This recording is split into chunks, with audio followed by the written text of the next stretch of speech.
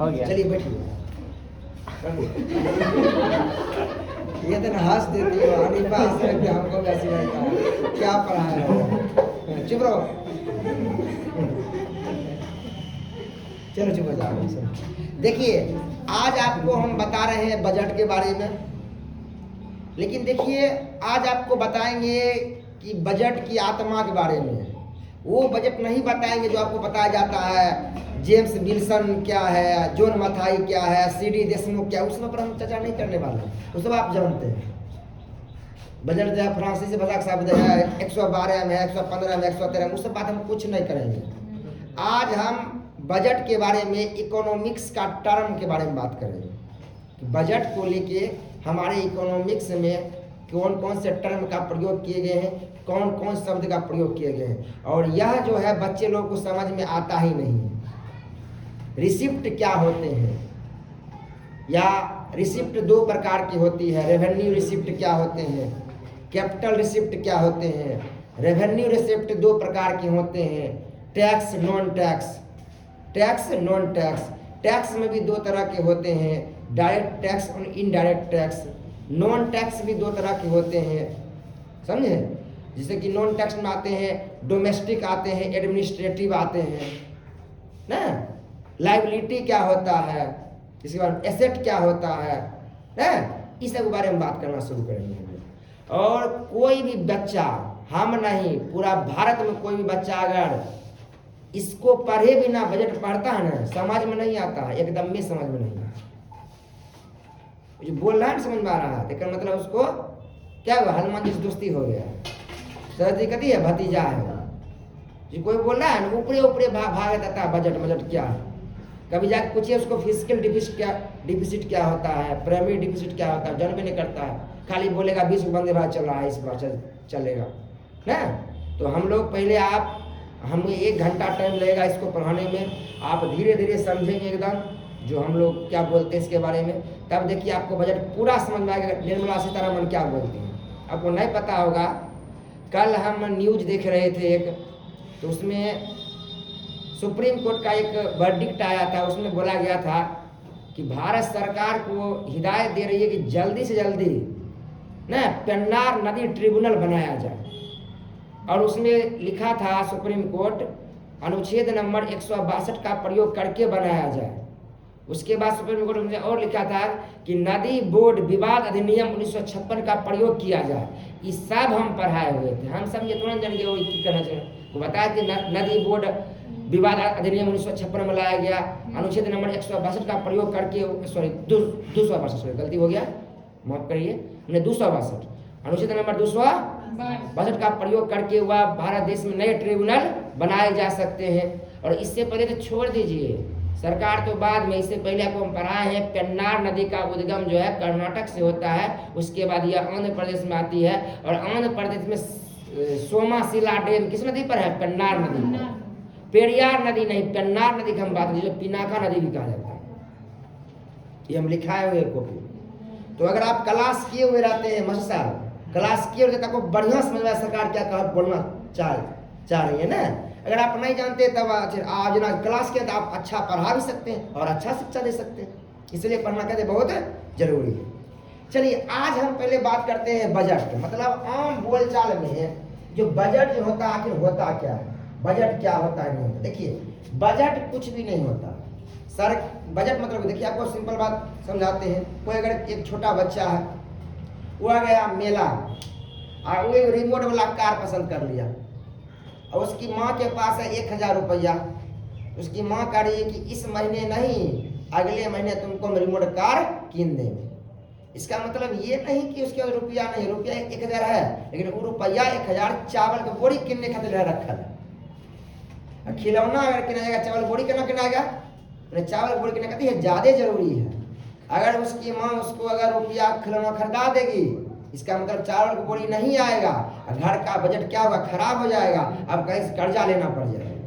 यही है बजट। एक बात ध्यानपूर्वक सुन लीजिए, लोग कहते हैं पढ़ लिख के अर्थशास्त्री बनते हैं, हम कहते हैं घर में आपकी माँ है जो औरतें होती है, हाउस वाइफ होती है, वह अर्थशास्त्री से भी स्क्वायर अर्थशास्त्री है। उससे बड़ा पूरा भारत में नहीं बल्कि inter in India, inter in the world, पूरी दुनिया में कोई इससे बड़ा अर्थशास्त्री आज तक नहीं। अर्थशास्त्री उसको बोलते हैं, पहले पढ़ लिख के बनना अर्थशास्त्री। पहली बात जरूरी। बजट का मतलब ये हुआ जैसे कि 10,000 रुपया को मिला तो आप रुपया जो है कौन सा रुपया आप कहाँ खर्च करिएगा ना। एक जूता ले लेते हैं, एक मोबाइल ले लेते हैं ना, और कुछ ले लेते हैं, सामान लेते हैं, इसी को बोलते हैं बजट। बजट मतलब कुछ नहीं होता, लेखा जोखा ना। दूसरी बात, सरकार के बजट में और हमारे बजट में अंतर है। आम आदमी का बजट रुपया आने के बाद तैयार होता है, मतलब रुपया के अनुसार। जैसे कि गरीब लोग हैं, अभी चल रहे सस्ता पेन एकदम नौकरी लग गया, अमीर बन गए, महंगा ले ले, मतलब रुपया बढ़ता है तब बढ़ता है। लेकिन सरकार का उल्टा, सरकार पहले खर्चे सोच लेती है, रुपया कहाँ से आएगा वो बाद में सोचा जाता है। पहले बोल देगा सरकार 2026-27 में न 53.5 लाख करोड़ रुपया खर्चा करेगी, पहले यही बोल दिया। 53.53 लाख करोड़ खर्चा करेगी। अभी 53 लाख करोड़ रुपया आएगा कहाँ से वो बाद में सोचा जाएगा।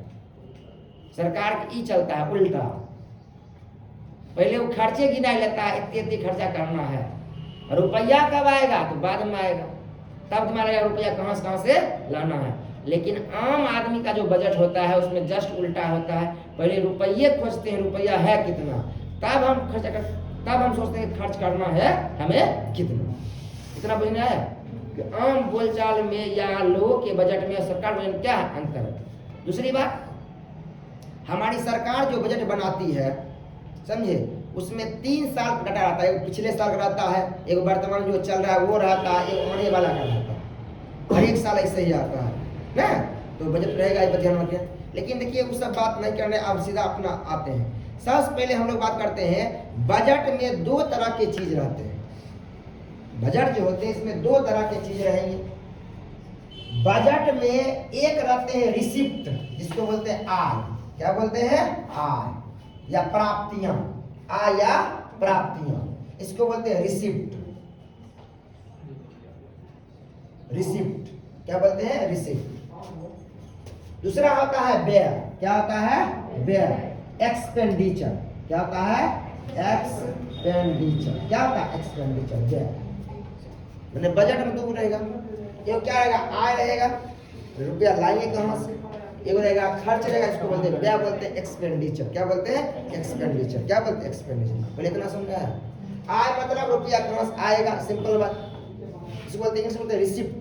क्या बोलते हैं? और सारे बात आपको इंग्लिश में कहते हैं, बहुत जरूरी है। बजट जो ना, बजट को इंग्लिश में बजट बोलते हैं। और जो आय होती है, प्राप्तियां होती है, उसको बोलते हैं रिसिप्ट। क्या बोलते हैं? रिसिप्ट। और व्यय को बोलते हैं एक्सपेंडिचर। क्या बोलते हैं? एक्सपेंडिचर। अब सर इससे फायदा है? फायदा कुछ नहीं है। दरोगा फिर एग्जाम होगा मद निषेध वाला 78 में पोस्ट वाला, उसमें पूछ देगा रिसिप्ट का अर्थ क्या होता है, हिंदी में बताए ना, बस हो गया। सब रंगवाई धीरे धीरे रहिएगा, वहीं एक नंबर लेकर डूब जाइएगा, इसलिए ध्यान रखिए। चलिए समझ गए। अब देखिए, सरकार की जो आय होती है ना, सरकार की जो रिसिप्ट होती है, 2 तरह की रिसिप्ट होती है। एक को बोलते हैं रेवेन्यू रिसिप्ट। क्या बोलते हैं? Revenue receipt. और एक को बोलते हैं कैपिटल रिसिप्ट। क्या बोलते हैं? कैपिटल। क्या बोलते हैं? Capital receipt. क्या बोलते हैं? Capital receipt. पहले सुन लीजिए, आय जो होती है, आय भी 2 तरह की होती है। एक आय को बोलते हैं हम लोग रेवेन्यू रिसिप्ट, एक को बोलते हैं हम लोग कैपिटल रिसिप्ट। और रेवेन्यू रिसिप्ट होता है, इसको बोलते हैं राजस्व आय। क्या बोलते हैं? राजस्व आय। क्या बोलते हैं? राजस्व आय, राजस्व आय। और इसको बोलते हैं पूंजीगत आय। क्या बोलते हैं? पूंजीगत आय। क्या बोलते हैं? पूंजीगत आय। क्या बोलते हैं? पूंजीगत आय। क्या बोलते हैं? पूंजीगत आय। उसी प्रकार व्यय भी 2 तरह के होते हैं। एक होते हैं रेवेन्यू एक्सपेंडिचर। क्या होते हैं? Revenue expenditure. और एक होते हैं कैपिटल एक्सपेंडिचर। क्या होते हैं? Capital expenditure. क्या होते हैं? Capital expenditure. इसको बोलते हैं राजस्व व्यय। क्या बोलते हैं? राजस्व व्यय, राजस्व व्यय। इसको बोलते हैं राजस्व आय। क्या बोलते हैं? राजस्व आय। क्या बोलते हैं? राजस्व व्यय। इसको बोलते हैं पूंजीगत व्यय। क्या बोलते हैं? पूंजीगत व्यय। क्या बोलते हैं? पूंजीगत व्यय। क्या बोलते हैं? पूंजीगत व्यय। पहले इतना समझ आया मोटा मोटा तौर पर, पहले मोटा बात समझिए, तब इसके अंदर आगे बहुत बड़ा है। अभी पहले समझते हैं बजट में दो तरह के बाद शब्द देखने आपको मिलेंगे। एक मिलेंगे रिसिप्ट मतलब आय या प्राप्तियां, एक मिलेंगे एक्सपेंडिचर मतलब व्यय। एक्सपेंडिचर मतलब व्यय मिलेंगे। अब बात करते हैं आय के बारे में। आय के बारे में सरकार का आमदनी कहाँ कहाँ से आ सकता है। सरकार के आमदनी दो तरह के होते हैं। एक आमदनी को बोलते हैं राजस्व आमदनी या इसे बोलते हैं रेवेन्यू रिसिप्ट, और दूसरा हम लोग बोलते हैं कैपिटल रिसिप्ट या पूंजीगत आय। क्या बोलते हैं? पूंजीगत।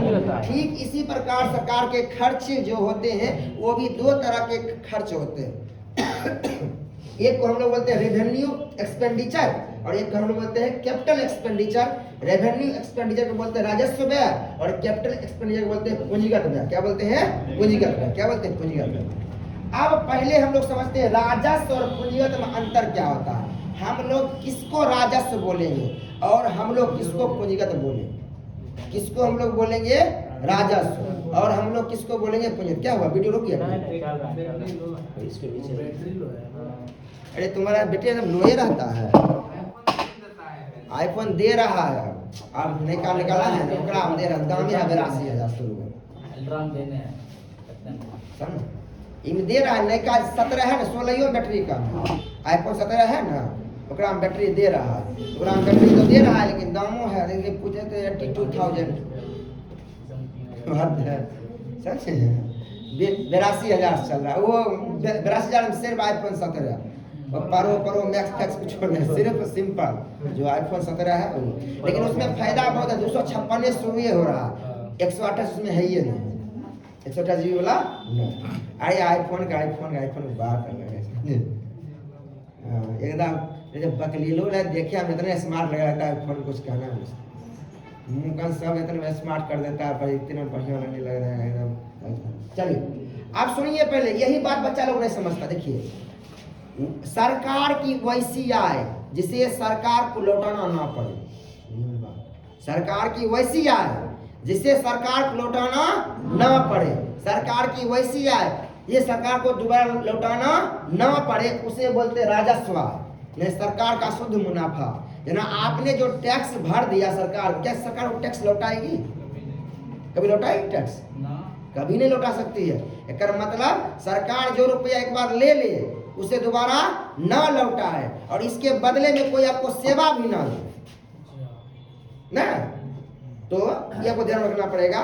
तो इसको हम लोग क्या बोलते हैं? राजस्व। सीधा पहले समझिए, सरकार की वैसी आय जो सरकार कभी दोबारा ना लौटाए उसे हम लोग क्या बोलते हैं? राजस्व। क्या बोलते हैं? राजस्व। क्या बोलते हैं? राजस्व।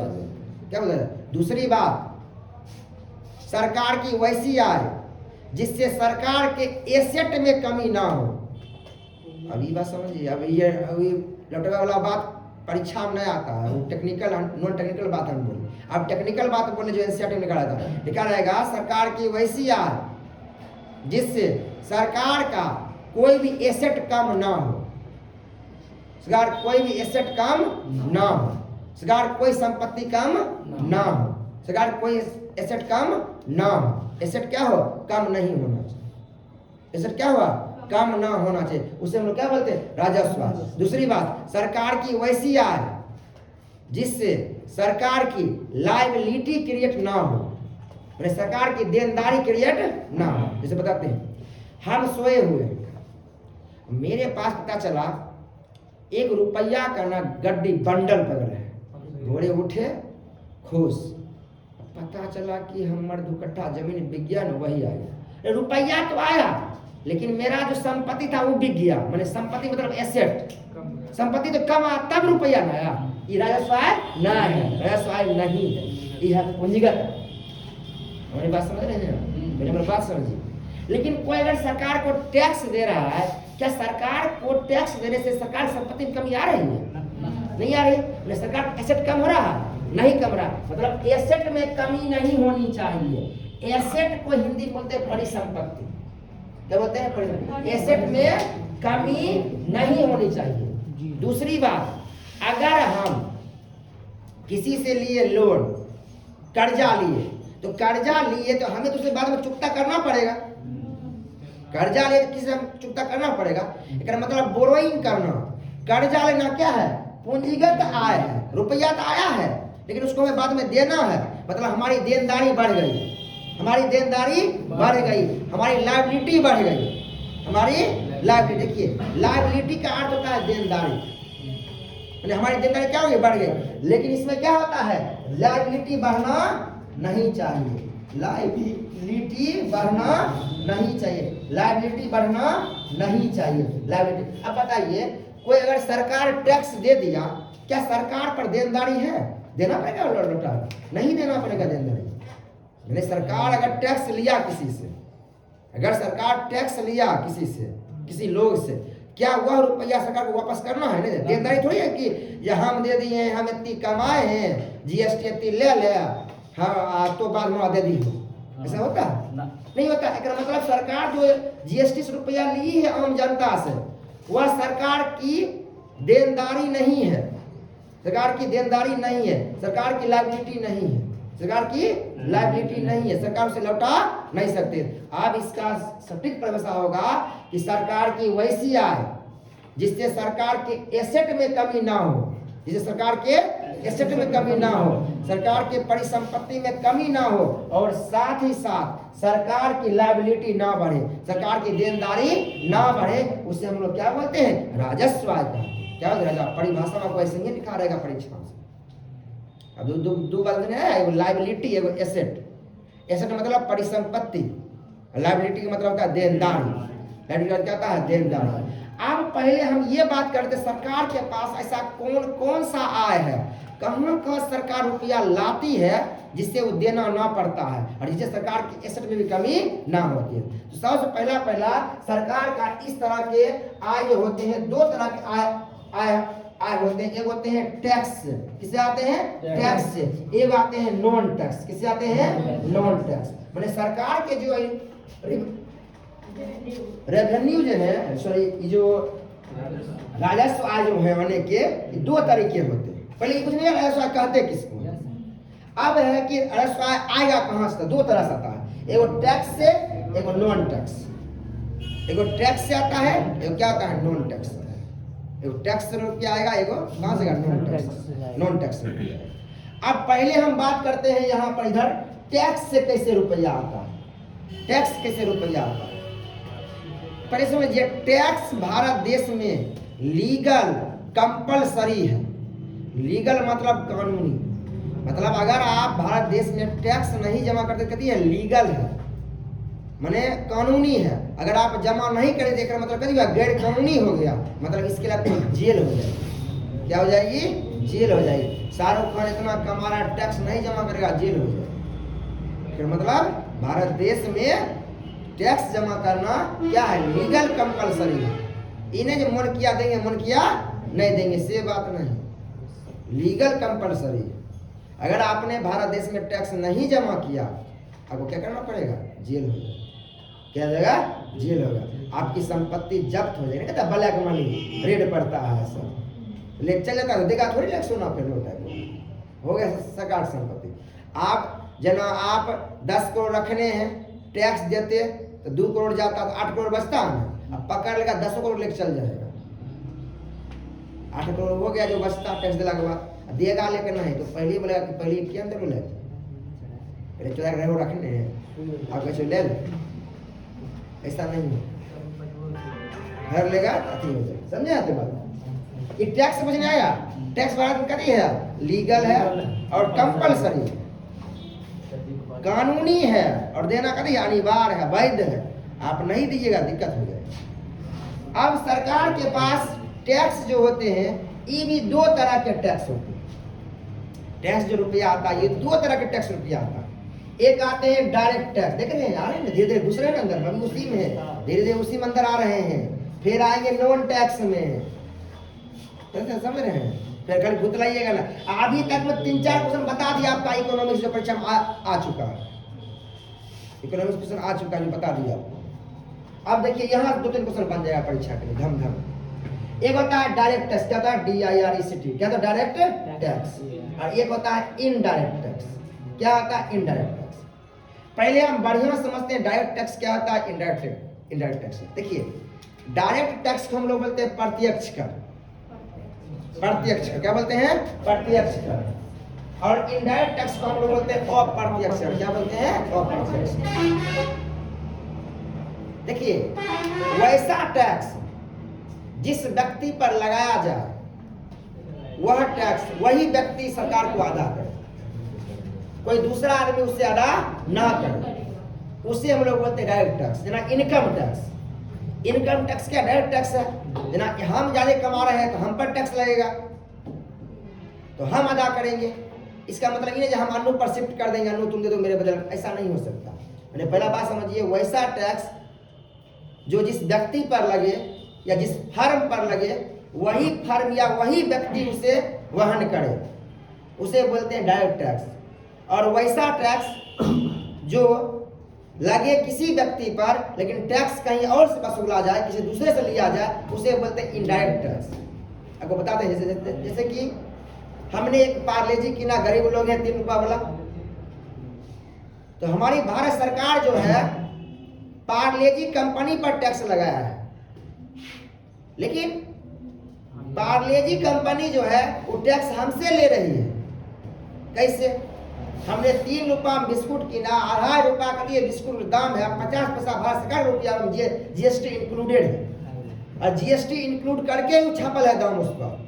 इसका मतलब बिस्कुट लिए हम, खाए बिस्कुट हम, रुपया दिए 3 गो, एक मतलब कंपनी गया 2.5 रुपया जो बिस्कुट बनाई है, 50 पैसा कहाँ चल गया? भारत सरकार चल गया। कौन टैक्स है? इनडायरेक्ट टैक्स है। क्या मतलब जीएसटी कौन टैक्स है? इनडायरेक्ट टैक्स है। जैसे कि बताते हैं, हम लोग गए रेस्टोरेंट में गए खाने के लिए, या जैसे कि बताइए छोड़िए रेस्टोरेंट बड़ा हो गया, हम लोग पार लगने वाला में गए गंगाराम में ना, गंगाराम में जब जाइएगा ना मीठा लीजिएगा ना, उस पर लिखा रहेगा कि 118 रुपया का दाम, और CGST इतना, IGST इतना, टोटल रुपया 135। अब वहाँ 118 रुपया रसगुल्ला का दाम है, 135 रुपया पता है क्यों लेना जो जा रहा है? उतना रुपया किसको देगा? भारत सरकार रुपया लेके देगा। एक मतलब रसगुल्ला बनाया वो टैक्स लगा उस पर, वो टैक्स ले लिया किससे? हमसे। बड़ा बड़ा रेस्टोरेंट में खाना खाने देखिए, रुपया जोड़ कर तब अंतिम में जोड़ देगा टैक्स रहता है, टोटल रुपया इतना। तो क्या ना बढ़ गए हो सर जी, बढ़ जाए। जाइएगा पानी भी नहीं देता है, पानी किन के पीना पड़ता है, और 100 रुपया लेता है जो पानी बोतले वाला देगा, लेके वो पानी उनी नहीं देगा। एक बार हम लोग गरीब ठहरे लोग देखेंगे गए चाय वो खाए पी लिए, दिया नेमो नेमो कटोरा में गरम रख लिए, लगता है नेमो दिया है से थोड़ा वो अथी खाए हैं ना पाचन के लिए, हम गाय पी लिए। मेरा दोस्तों कहता अरे यहाँ धोने के लिए, ओह माय गॉड तुम पहले क्यों नहीं बोला? मेरे साथ ऐसा हो पहले क्यों नहीं बोला? आप गरीब लोग पहले खाने दिखाया, रेस्टोरेंट में लेकर आ गए, तब हम जाने हो यार ओह माय गॉड, तो ये वहाँ धोने के लिए था।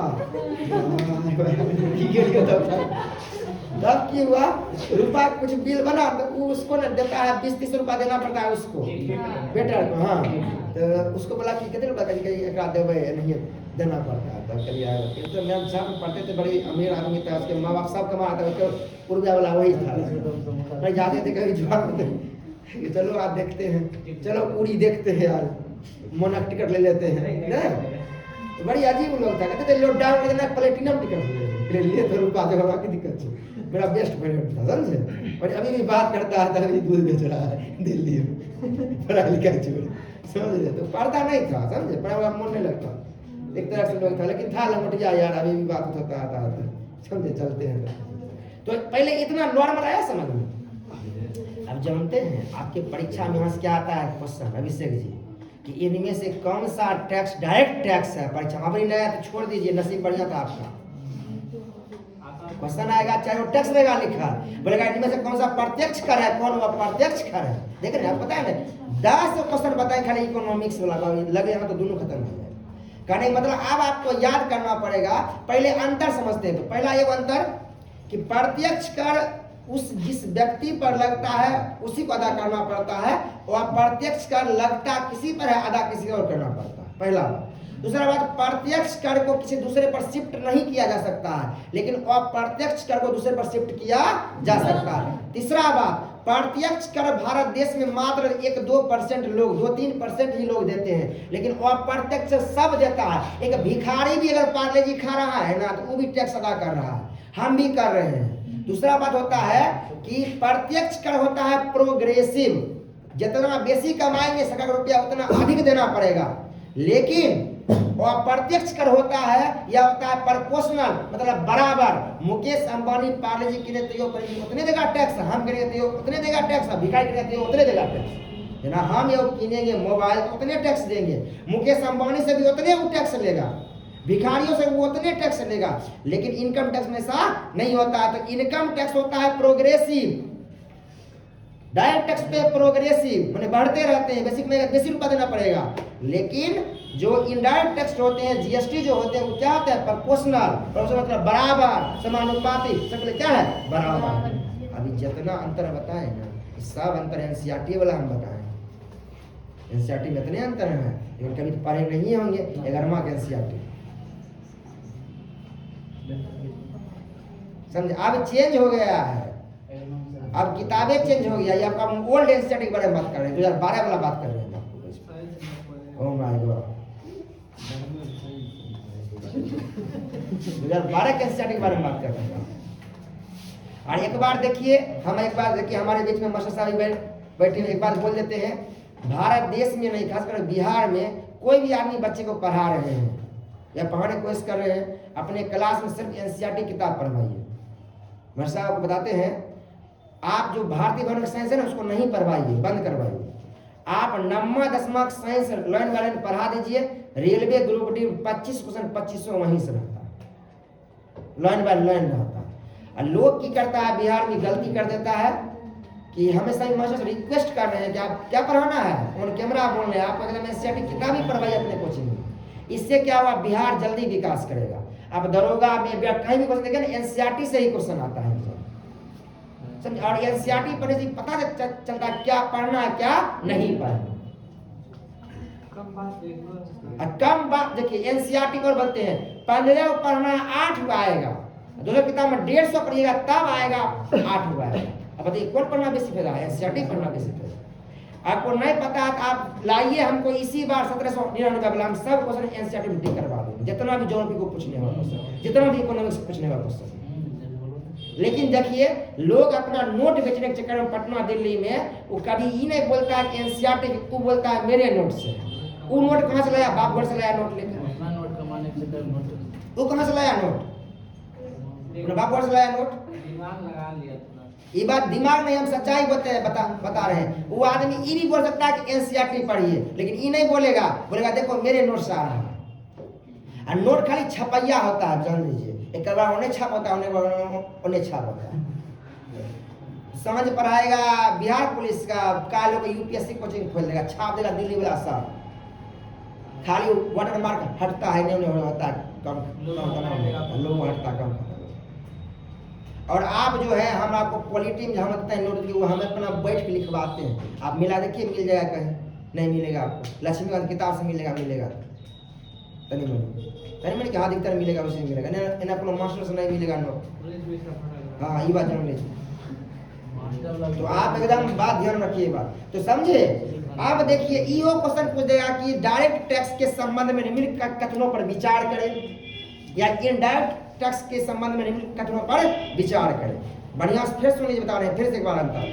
डायरेक्ट टैक्स होता है जिस पर लगता है उसी को दिया जाता है, और इनडायरेक्ट टैक्स है जिस पर लगता है उसको नहीं किसी और से लिया जाता है। डायरेक्ट टैक्स जो है मात्र 2-3% लोग देता है, इनडायरेक्ट टैक्स सब लोग को देना पड़ता है। डायरेक्ट टैक्स जो होते हैं या प्रोग्रेसिव होते हैं, माने रुपया बेसी को बेसी देना पड़ जाएगा। लेकिन इनडायरेक्ट टैक्स क्या है, प्रोपोर्शनल होते हैं, समानुपाती है। क्या है, समानुपाती है। डायरेक्ट टैक्स को किसी दूसरे पर शिफ्ट नहीं किया जा सकता है, लेकिन इनडायरेक्ट टैक्स को दूसरे पर शिफ्ट किया जा सकता है। और दूसरी बात, डायरेक्ट टैक्स जो होते हैं वह इंडिविजुअल और फर्म पर लगते हैं। इंडिविजुअल मतलब पर्सनल व्यक्ति पर लगते हैं, और फर्म मतलब किसी कंपनी में नहीं पड़ेगा। लेकिन इनडायरेक्ट टैक्स होते हैं सर्विस, गुड और सर्विस पर लगते हैं। इसका नाम है GST, good and service. Good मतलब कोई वस्तु, या सर्विस मतलब सेवा पर लगे। अब इससे भी बड़ा बात है, ये अंतर, ये क्वेश्चन खत्म। अगला अगर आपको एग्जाम्पल याद रह गया अनीफा कि डायरेक्ट टैक्स में कौन टैक्स आता, आपका काम चल जाएगा। देखिए डायरेक्ट टैक्स में हमारे एनसीईआरटी मात्र 4 एग्जाम्पल लिखा है। इसमें से देखिए सबसे पहला एग्जाम्पल ये लिखा हुआ है corporation tax. Corporation tax, corporation ये डायरेक्ट टैक्स, कारपोरेशन टैक्स, समझे। इसके अलावा देखिए इनकम टैक्स, इनकम टैक्स, हंसिए नहीं, इनकम टैक्स। आगे है wealth tax, wealth tax, wealth tax बाद आगे है गिफ्ट टैक्स। क्या है? Gift tax. और जब आप विकल्प देखिए यही सब विकल्प लिखा नहीं है, मानी 4 टैक्स जना कहते गिफ्ट टैक्स। भारत देश में गिफ्ट में भी टैक्स रहता है। आप ले सर हम लोग 100 देते हैं, गिफ्ट देते हैं, गिफ्ट टैक्स ठीक से 50,000 से बेसिक दीजिए या नरेंद्र मोदी कहीं जाते हैं उसके लिए गिफ्ट टैक्स बड़ा बड़ा लोग नहीं है। जना कि गिफ्ट टैक्स इससे लगाया गया है, जना कलेक्टर गए पत्नी कथी में बर्थडे में, कलेक्टर से काम करवाना है, डायमंड दे दिए, हारे दे दिए, गिफ्ट लग नहीं रहा है। अब घुसखोरी है कि उसका बिल पास करवाना है, पुल बनाया है उसको साइन करवाना है सर से, सर को पता नहीं दिया डायमंड। अब मैडमो रात सर को फड़े पास कर दीजिए, कितना अच्छे लोग हैं, डायमंड का हार दे दिया। सरकार बोला ना जो गिफ्ट वाला टैक्स है, कोई दिक्कत वाली बात नहीं है, समझे। इसको टैक्स लगेगा, गिफ्ट क्या है? टैक्स लगेगा। आप बताते हैं और क्या होता है। देखिए जना कि आप जब 7 करोड़ रुपया कमाते हैं ना, को 5 करोड़ रुपया मिलेगा, रुपया काटे के देगा। जना विराट कोहली खेल रहे हैं ना, या जैसे खेल में बहुत कम टैक्स लगता है, नहीं लगता है, लेकिन ऐड में लग जाए, कोई प्रचार कर रहा है, जना पीवी सिंधु पूमा भी प्रचार कर रही है, तो पूमा कंपनी में रुपया देगा, काटे के रुपया मिलेगा उसको। दूसरी बात है कि वेल्थ टैक्स, जना संपत्ति का टैक्स, माने आप अगर ज्यादा संपत्ति रख रहे हैं देश में, राजा महाराजा हैं, जना सैफ अली खान नहीं, राजा महाराजा फैमिलीज जो हैं, जो आदमी है, तो आपको इसके लिए सरकार आपकी संपत्ति की रक्षा करेगी या कुछ करेगी, इसके लिए आपको वेल्थ टैक्स देना पड़ेगा। इनकम टैक्स जानते करते हैं, इनकम टैक्स सबका लगता है, जो भी कमाइए ना, जिसका भी उसका मतलब हाँ लिमिट रहता है, इतना से उसी कमाने पर लगेगा तो उतना आपको देना ही पड़ेगा। आगे है कारपोरेशन टैक्स। क्या होता है कारपोरेशन टैक्स? आप नहीं समझते, कारपोरेट का बात जानते हैं, बड़ी बड़ी कंपनी को बोलते हैं, इंग्लिश बोलते हैं कारपोरेट कंपनी, बड़ी बड़ी कंपनी को कारपोरेट कंपनी, माने कंपनी खोलने के लिए टैक्स लगता है पर्सनली, उसको नहीं समझे। जना कि आप बिजली बिल देते हैं, की बोलेगा नहीं हो मतलब 30 रुपया दैये पर नहीं हो जले वो ना, हमारा कहता कि बंद वो अयो कहियो 30 रुपया बना ले बिजली वाला, कलिए एना कोनो बात है कहीं मीटर चार्ज हो, तो वही होता है। जानते हैं कि अगर आप पार्ले जी वाला खोलने हैं ना, तो पार्ले जी के सर कोई कमाने वाला करे, सुन ना कुछ नहीं हो कमाए तो यो 30 रुपया दे पर तो साले से ये कारपोरेशन टैक्स। कंपनी तुम खोला कति भारत लाइसेंस दिए तुमको ले ना, युवा कारपोरेशन है। देखिए एक्साइज ड्यूटी अलग होता है, कस्टम ड्यूटी अलग है, उस पर हम बात करेंगे, वो इनडायरेक्ट टैक्स है। अब भुतला रिया कौन कहीं मारे, इसको रट्टा मार याद करना, ठीक है। क्या बोलना है? कारपोरेशन 4 याद करना, ऐसे नहीं करना है। Corporation tax, income tax, wealth tax, gift tax. Corporation tax, income tax, wealth tax, gift tax. देखिए हम लोग थोड़ा इसको इंग्लिश में पढ़ लिए, इसलिए हमको हिंदी जल्दी करने में नहीं होता। हम इकोनॉमिक्स लमसम अंग्रेजी में पढ़े ना, तो उसको हिंदी करने तो इसलिए सब रखा, इंग्लिश वर्ड रखा, लेकिन इकोनॉमिक्स अंग्रेजी पर हम मोनो लगेगा, हिंदी में बार बार आएगा तो धर्म हो गया, दिक्कतें हो जाएगा, समझे। वेल्थ टैक्स, धर्म, गिफ्ट, ये सब लिखिएगा। अब आते हैं इनडायरेक्ट। इनडायरेक्ट में भी हमारे किताब में मात्र 4 कति है देले हैं, इससे देले में आपको ज्यादा ये है वैल्यू एडेड टैक्स। कति है? वैल्यू एडेड टैक्स, ये आपको याद कर लीजिए। वैल्यू एडेड टैक्स जो इनडायरेक्ट टैक्स में आता है, इनडायरेक्ट टैक्स। उसके बाद आता है सर्विस टैक्स। क्या आता है? Service tax. सर्विस टैक्स बता है जो खाना खाए रेस्टोरेंट में, अन्नू ने लिया रसगुल्ला स्पंज गंगाराम से, ये सब क्या हुआ? Service tax. आपको सेवा दे रहा है, तो उसका टैक्स ले रहा है ना। इसके अलावा देखिए एक होता है कस्टम। क्या होता है? कस्टम। ड्यूटी इसको बोलते हैं, टैक्स नहीं बोलते हैं। एक होता है एक्साइज। क्या होता है? एक्साइज इसको बोलते हैं, ड्यूटी बोलते हैं, और इसको टैक्स नहीं बोलते। आपको याद करना पड़ेगा कस्टम ड्यूटी, एक्साइज ड्यूटी या कस्टम टैक्स बोल दीजिए, एक्साइज टैक्स कोई दिक्कत नहीं, सर्विस टैक्स हो गया। देखिए अब न इस सब नाम न वैल्यू एडेड में अब परीक्षा में नहीं मिलेगा। क्यों नहीं मिलेगा? अब ये वैल्यू एडेड टैक्स है, इस सब को बंद कर दिया गया, अभी नहीं चल रहा भारत में। अभी इसके बदला चल रहा है जीएसटी। क्या चल रहा है? जीएसटी चल रहा है इसके बदला। क्या चल रहा है? जीएसटी चल रहा है। जीएसटी लिख दिए, आपको याद हुआ? मैंने वैल्यू एडेड टैक्स पहले जीएसटी था, वही समझे? वैल्यू एडेड बोलते वैट, क्या बोलते हैं? वैट। आपको परीक्षा में क्वेश्चन आएगा, वैट का पूरा नाम क्या होता है?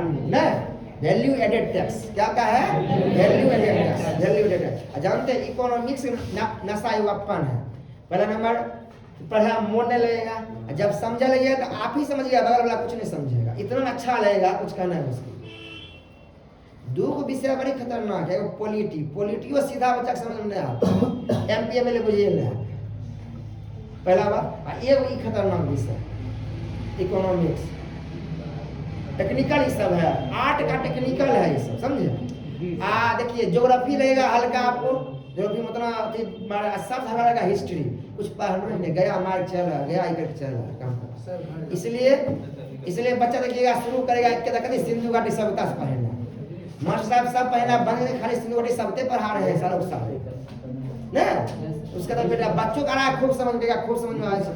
ये चालू करेंगे भागेगा तो 2 मिनट में सब, तो क्या पढ़ाया हो रहा ना? याद हुआ? वैल्यू एडेड टैक्स को क्या बोलते हैं? वैट। क्या बोलते हैं? वैट। क्या बोलते हैं? वैट बोलते हैं। ए अन्य देखो ना वैट, कोई दिक्कत है? ये तो बोलो, हमसे तो बीच में क्या बात करती है, दो मुँह कहेंगे नाच गिर जाए। अरे समझ बोलते रहते ना, हम रहते हैं बहुत सीरियस पढ़ाने में, जब हम बोलने लगते कोई नहीं बोलता भारत में, सिर्फ हम बोलते हैं उससे। चुप रहो। ये फिर पारवर नहीं करेगा, कहाँ पढ़ेगा? बंद करता है, यूट्यूब में बंद करता है, वीडियो में बंद करता है। कार्यक्रम 112 पहला बजट कौन किया, 9 बार कौन किया, 10 बार कौन किया, 20 बार कौन किया नहीं? अब पढ़े खूब खुश रहता है। बजट जो है फ्रांसीसी भाषा बुजेट से बना, बुजेट काटता चमड़ा का जो पढ़ना है पढ़ेगा ना, जो बजट समझ रहे, जो पढ़ना है तो पढ़ेगा ना। हद कर दिया जमाना ना पड़ेगा, उन्हें जमाना बंद हो चुका है। आपको इनमें 10 को बात बताएंगे हम गेस करके, बस उसमें बस एक बताएंगे कि रियल बजट को आम बजट में कब मिला दिया गया, मिला दिया 17, ये क्वेश्चन परीक्षा में आता है ना। एक ऐतिहासिक बजट बताएंगे, एक बताएंगे ब्लैक बजट बताएंगे, मतलब जो 10 को बताना है। और भारत देश का प्रथम बजट, स्वतंत्र भारत का प्रथम बजट, गणतंत्र भारत का प्रथम बजट 112 बजट कौन बनाता है? पब्लिक अफेयर डिपार्टमेंट, समझे? वित्त मंत्रालय के अंदर में होता है और डिपार्टमेंट होता है, sorry department of economic affair कहता है, department of economic affair DEA। ये मतलब वित्त मंत्रालय के ऊपर होता है, वित्त मंत्रालय के अंदर में होता है DEA, department of economic affair. Department of economic affair के अंतर्गत भारत देश के मुख्य क्या बोलते अर्थशास्त्र मतलब आर्थिक सलाहकार बी अनंत नागेश्वरन अभी जो है भारत देश के मुख्य आर्थिक सलाहकार ना, बी अनंत भारत देश के मुख्य आर्थिक सलाहकार के देख रेख में तब बनाया गया।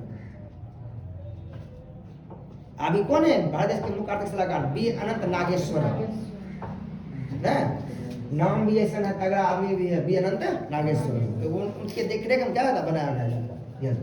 इतना कुछ नहीं आया तो आप देखिए अभी कहती आज बताइए, इस सब रुपया देगा लौटाएगा? नहीं देगा। इस सब रुपया लेने से लग रहा है उसका संपत्ति कमेगा सरकार का? नहीं कमेगा, नहीं कमेगा संपत्ति। इस सब रुपया लेने से क्या सरकार की देनदारी बढ़ेगी? नहीं बढ़ेगी।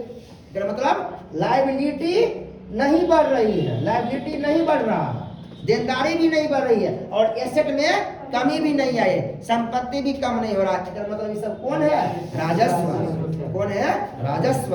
राजस्व में कौन है?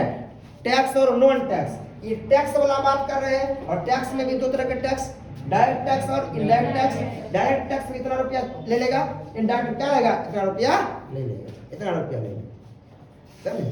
53 करोड़ रुपया कितना पूरा आएगा? देखिए ना पूरा आएगा धीरे धीरे, पहले तभी इतना पूरा।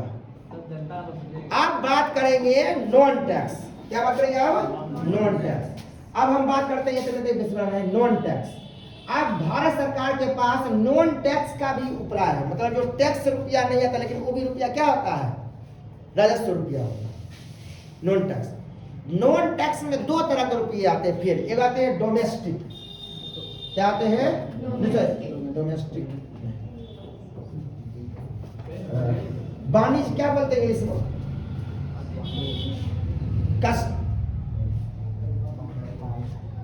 व्यापार, हाँ वाणिज्य क्या होते हैं, वाणिज्य क्या होते हैं, हिंदी में होते हैं वाणिज्य, क्या होते हैं, वाणिज्य। एक होते हैं प्रशासनिक, क्या होते हैं, प्रशासनिक, क्या होते हैं, प्रशासनिक। देखिए नॉन टैक्स में दो तरह के आते हैं, नॉन टैक्स क्या आते हैं, दो तरह के आते हैं। एक आएंगे वाणिज्यिक, एक आएंगे प्रशासनिक, माने एडमिनिस्ट्रेशन, एडमिनिस्ट्रेशन, एडमिनिस्ट्रेशन।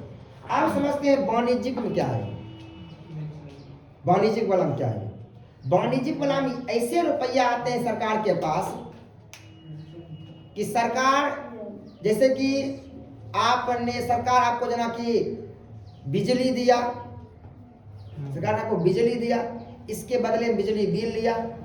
सरकार ने आपको पानी दिया, पानी के बदले में, हाँ कॉमर्शियल, सरकार ने आपको क्या, हाँ कॉमर्शियल, वाणिज्यिक में कॉमर्शियल।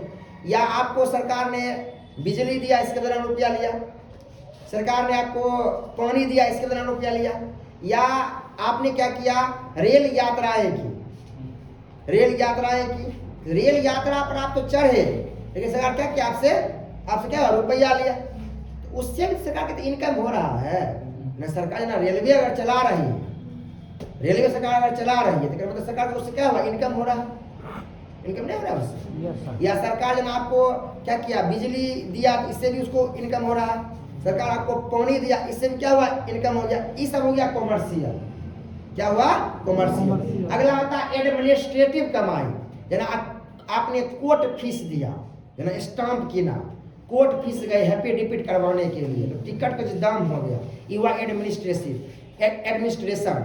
इसके अलावा देखिए, आप कोनो कॉलेज में नाम लिखा है, IIT कॉलेज में ना, NIT कॉलेज में, इसके लिए आपको जो फीस लिया तो सरकार का कमाई हुआ, सरकार क्या हुआ, कमाई हुआ।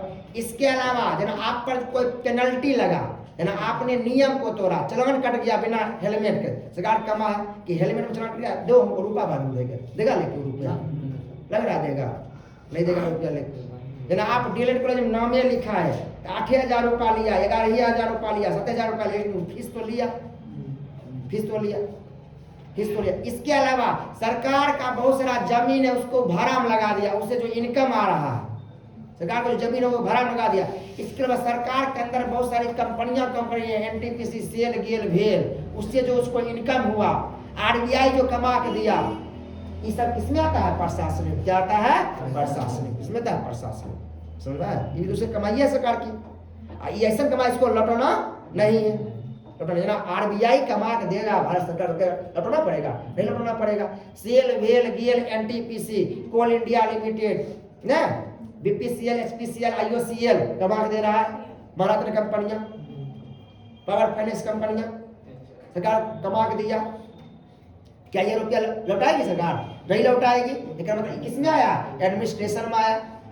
सरकार के पास कोई अगर जमीन है, भाड़ा में दे दिया, या कोई घर बना हुआ उसको भाड़ा में दे दिया, किसी को रहने के लिए, कंपनी को दे दिया, उसे जो उसका लाभ आएगा, इंटरेस्ट आएगा, वो कम आएगा।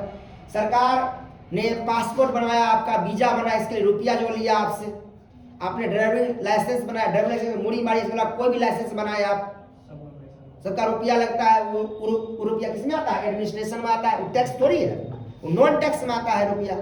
इतना बात समझ में आ रहा है। तो सरकार की कमाई इतना तरीका से होता है, माने वो टैक्स होता है, वो नॉन टैक्स से होता है। फिर एक बार बोलते हैं, देखिए, सरकार की वैसी कमाई जिससे सरकार को दोबारा लौटाना ना पड़े, या सरकार की वैसी कमाई सरकार की संपत्ति में कमी ना हो और सरकार की देनदारी ना बढ़े, उसे हम लोग क्या बोलते हैं, राजस्व। क्या बोलते हैं, राजस्व, राजस्व। और राजस्व दो तरह के होते हैं, टैक्स से और नॉन टैक्स से। टैक्स भी दो तरह के होते हैं, डायरेक्ट टैक्स होगा, इनडायरेक्ट टैक्स। डायरेक्ट टैक्स में आते हैं corporation tax, income tax, wealth tax, gift tax. Indirect tax में वैल्यू एडेड टैक्स हो गया, सर्विस टैक्स हो गया, कस्टम टैक्स हो गया, एक्साइज ड्यूटी। क्या हुआ? Excise duty. क्या हुआ सर? और ये जीएसटी हो गया, नया नया आ गया। उसके बाद नॉन टैक्स में होता है कॉमर्शियल, होते हैं एडमिनिस्ट्रेशन। कॉमर्शियल और एडमिनिस्ट्रेशन। कॉमर्शियल मतलब सरकार जैसे आपको पानी दे रही है, बिजली दे रही है, रेलवे की सुविधाएं दे रही है, जहाज की सुविधाएं दे रही है, इसके मतलब से जो रुपया ले रही है, उससे जो कमा रही है रुपया, वो हो गया। इसके बाद प्रशासनिक जो आपको कोर्ट फीस हो गया, हॉस्पिटल फीस हो गया, स्कूल फीस हो गया ना, कॉलेज फीस हो गया, ये सब जो ले रही है। इसके अलावा सरकार जो है मतलब अपना जमीन उमीन भाड़ा में लगा दिया है, उससे जो रुपया वो कमा रही है, उसकी कंपनियां जो कमा उसको लेके दे रही है। लाइसेंस जो इशू कर रही है उससे जो कमा हो रहा है। आपके लिए जो सरकार ने क्या वीजा बना दिया है आपके लिए जाने के लिए विदेश जाने के लिए, इसके रुपया लगेगा आपको। पासपोर्ट बनने का आपको रुपया लगेगा आपको। ऐसे आप नहीं बना सकते हैं पासपोर्ट। पासपोर्ट फ्री में नहीं बनता, पहले हम वीजा फ्री में नहीं बनता। जैसे आपको जन्म प्रमाण पत्र बनाना है, आपको फ्री में नहीं बनेगा, फ्री में बनता। हाँ, टोल टैक्स भी इसमें प्रशासन को लगता है, समझे? आपको जन्म प्रमाण पत्र फ्री में नहीं बनेगा, मृत्यु प्रमाण पत्र फ्री में नहीं बनेगा। आपको पैसा आप देते हैं, पता नहीं, जैसे कि आप देते हैं कोर्ट में 125 रुपया का टिकट लगता है, हैप्पी टिकट कोर्टे फीस है। अब बिना 125 रुपया लगेने आप नहीं करता, 125 रुपया वो लगा तब उस पर मरेगा, उस सन मरेगा एसडीओ 2 रुपया पेपर रहता है। हाँ, और 2 रुपया पर दम रहता है, 2 रुपया नहीं हुआ, 125 रुपया ले लिया। इतना बात समझे? तो आपको देखिए यहाँ उतना क्वेश्चन नहीं आएगा, ये वाणिज्यिक बर्तन नहीं, इससे आता है। सर मनोरंजन कौन सा एग्जाम क्या होता है? मनोरंजन कौन सा टैक्स हो जाएगा? मनोरंजन टैक्स ही होगा, डायरेक्ट टैक्स होगा। आप करिएगा मनोरंजन, आप ही को लगेगा कि हम मनोरंजन करे नहीं रहे। मनोरंजन से टैक्स हुआ, क्या हुआ? डायरेक्ट सोच नहीं सकते नहीं। मतलब ये मनोरंजन कर रहा है, हाँ, तो उसी से ले रहा है टैक्स। जो मनोरंजन करेगा तो उसी से ले रहा है ना। हाँ हाँ, समझे? मनोरंजन आप करिएगा तो आपसे लेगा, समझे? ऐसे सुनिए, सिनेमा हॉल का जो होता है टैक्स होता है इनडायरेक्ट टैक्स। सिनेमा हॉल का डायरेक्ट टैक्स नहीं रहता। हाँ हाँ, वो सिनेमा हॉल वाला लेता है, हमसे थोड़े लेता है सर, सरकार नहीं लेता है सर सिनेमा हॉल वाला। हाँ, ये टिकटें में इंक्लूड कर देता है, 80 रुपया तो पर टिकट 20 रुपया। उसको पता था क्या टिकट बेचना है, उसको लेखा जोखा करना पड़ता है। ऐसे देखिएगा बहुत सिनेमा हॉल बंद हो जाता है, क्यों? लोग देखिए नहीं जा रहा है, और उसको टैक्स भरना पड़ जाता है, नगर पालिका को देना पड़ जाता है, रुपया देना पड़ जाता है शहर को, इसलिए। चलिए सुनिए, उतना दिमाग ले, आपको जितना एग्जाम्पल बता रहे हैं उतने आप ध्यान रखिए, परीक्षा चलाएगा सर। अभी मारेगा ना सर, ये सब एग्जाम्पल लिखा रहेगा, कोई एक्स्ट्रा लिखा आता ही नहीं, जो एनसीईआरटी में लिखा है ना वही एग्जाम्पल है। चलिए इतना बात बुझ गए। तो ये अभी हम इतना देर में क्या पढ़े? सिर्फ पढ़े कि सरकार की राजस्व, वो पूरा आय नहीं हुआ, सिर्फ अभी राजस्व आय हुआ। अब सरकार का आएगा पूंजीगत आय।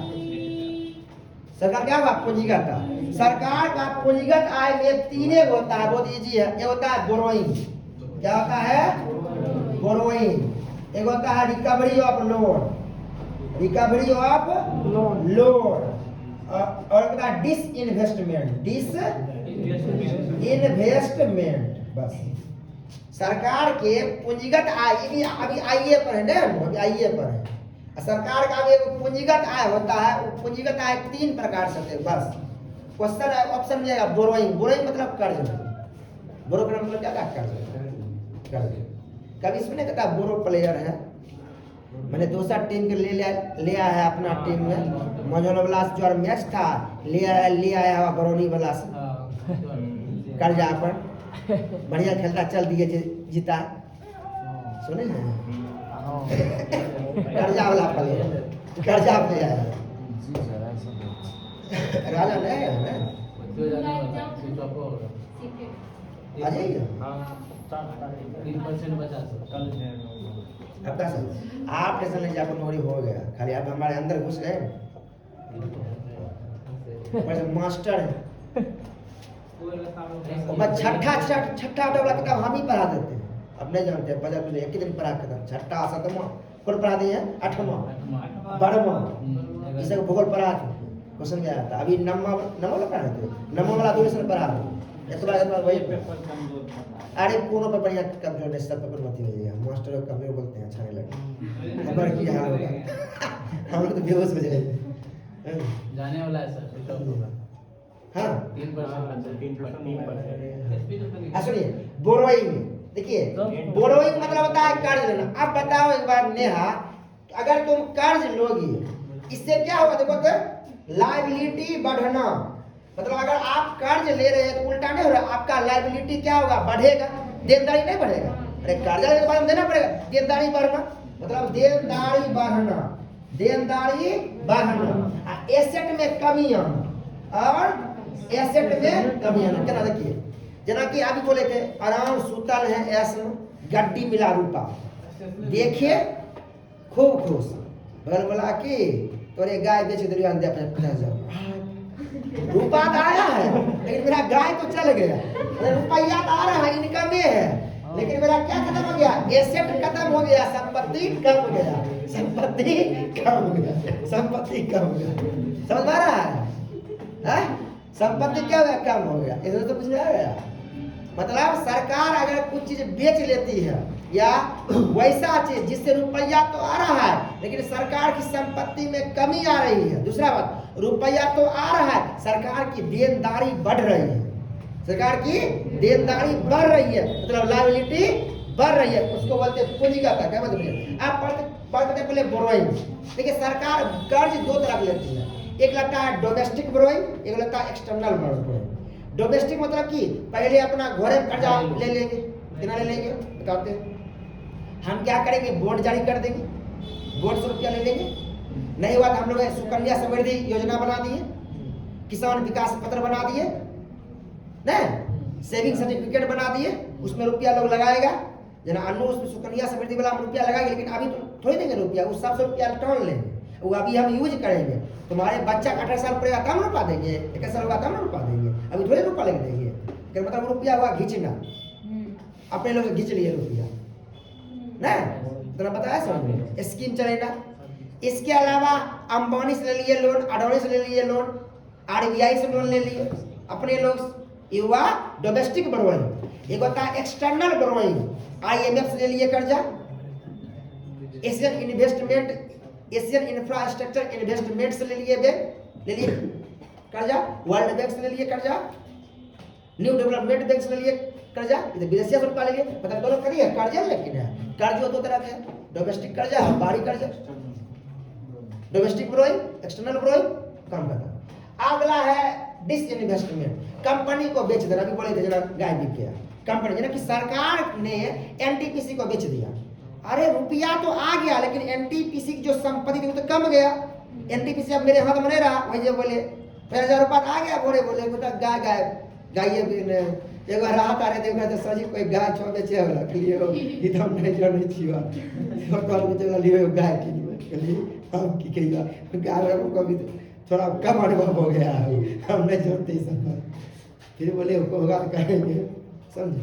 तो आपको याद होगा डिसइन्वेस्टमेंट ने, देखिए टेक्निकल वर्ड है, सब बच्चा जानता है लेकिन बुझता नहीं। डिसइन्वेस्टमेंट को हिंदी बोलते हैं विनिवेश, विनिवेश मतलब सरकार की कोई संपत्ति बिक जाना, जना सरकार ने एयर इंडिया को बेच दिया, तो एयर इंडिया को बेच, सरकार पास रुपया तो आया लेकिन एयर इंडिया यहाँ से चल गया, संपत्ति में क्या कमी आई, मतलब ये भी आय है लेकिन कौन आया है? पूंजीगत है, आय तो है लेकिन कौन आया है? पूंजीगत है। आगे है recovery of loan, recovery of loan मतलब जैसे कि हम जो है अभिषेक जी को 10 रुपया कर्जा दिए, एक मतलब अभिषेक जी मेरे एसेट है, मेरी संपत्ति है, अभी अभिषेक जी ने 10 रुपया हमको दे दिया, अब क्या हुआ? छुट्टा हो गए, मतलब रिकवरी ऑफ लोन हमने कर लिया, लेकिन मतलब मेरा एसेट क्या हो गया? कम नहीं हो गया ना, आप मेरा कर्जा लिए हुए थे, आप मेरे एसेट थे, लेकिन आपने कर्जा हमको रुपया दे दिया, तो मतलब आप फ्री हो गए, फ्री हो गए, लेकिन मतलब हमारा जो एसेट था तो क्या हुआ? कम नहीं गया। इसमें रिकवरी ऑफ लोन माने जब भारत सरकार किसी को लोन दी रहती है, वो लोन अगर रिकवरी कर लेती है तो रुपया तो आता है लेकिन उसका एसेट क्या होता है? कम जाता है, जना कि उसका जो कर्जा जो था वो उस पर देनदारी अति हो जाती है, इससे हम लोग क्या बोलते हैं? तो 3 याद रहेगा, borrowing, recovery of loan, disinvestment. ये रहेगा कि मैंने क्वेश्चन पता क्वेश्चन किया आएगा, क्वेश्चन ये आएगा इनमें से कौन पूंजीगत आय के स्रोत हैं। ये लिखा रहेगा tax, non tax, borrowing answer होगा बोरोइंग। अंदर रहेगा इनमें से कोई नहीं, बोरोइंग आंसर हो जाए। तकनीक कौन और नहीं करेगा माथा, जिसको समझ में नहीं आता परीक्षा में की मारी ये नहीं मारी। लेकिन बहुत ही कठिन बात है, लग रहा है ये जी नहीं है, अभी बोल नहीं लग रहा है अभी, इसको अपने से फिर से पढ़ना पड़ेगा। अभी मेन बात पर आए कहाँ, फिजिकल डिफिसिट क्या होता है, प्राइमरी डिफिसिट क्या होता है, घाटा केना निकलता है, समझ में पहले इतना समझ में आया। ये अब आज समझ में आ गया।